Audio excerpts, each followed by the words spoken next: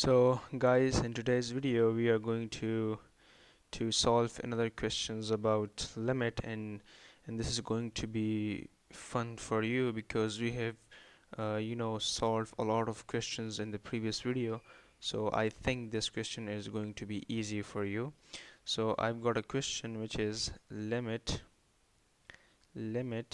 x tends to 0 secant x minus 1 divided by x secant x.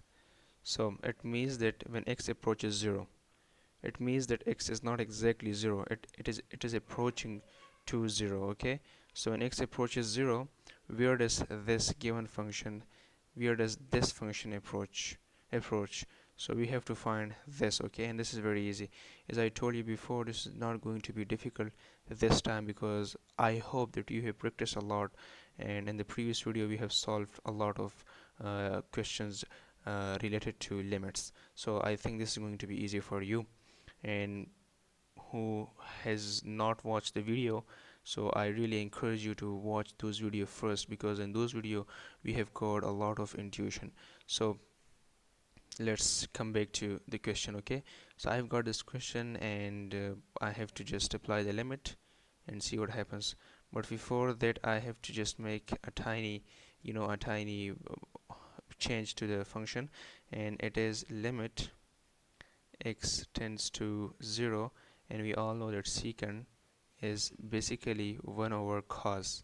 Okay, so secant is 1 over cos, so I can replace this secant x and this secant x by 1 over cos x. So let's do this.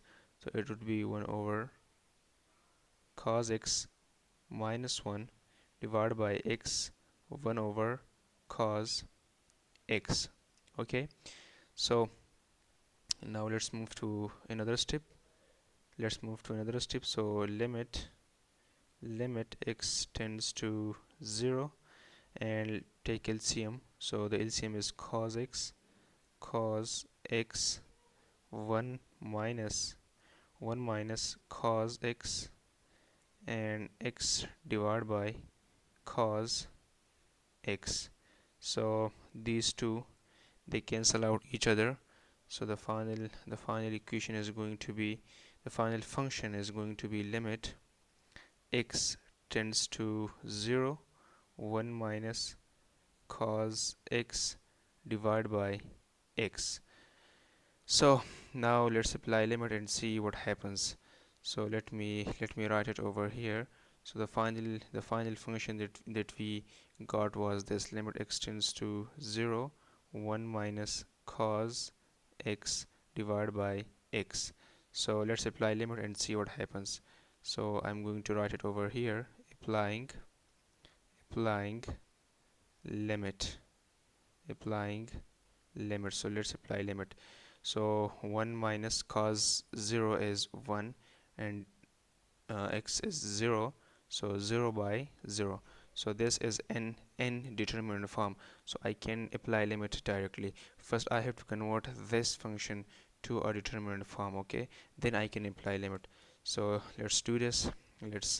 Let's do this and convert the given function which we solved to convert this function to a determinate form. And how can we do this? So let's see. So multiply 1 plus cos x divided by 1 plus cos x. Okay, now let's move to the next step. So limit x tends to 0. So this is the formula: a minus b into a plus b. So a square minus b square. Here the a is 1 and the b is cos x. So this is the formula: a minus b into a plus b is equal to a square plus b square. So a square 1 square is 1, minus, and cos x is cos square x divided by x into 1 plus cos x. Okay, we all know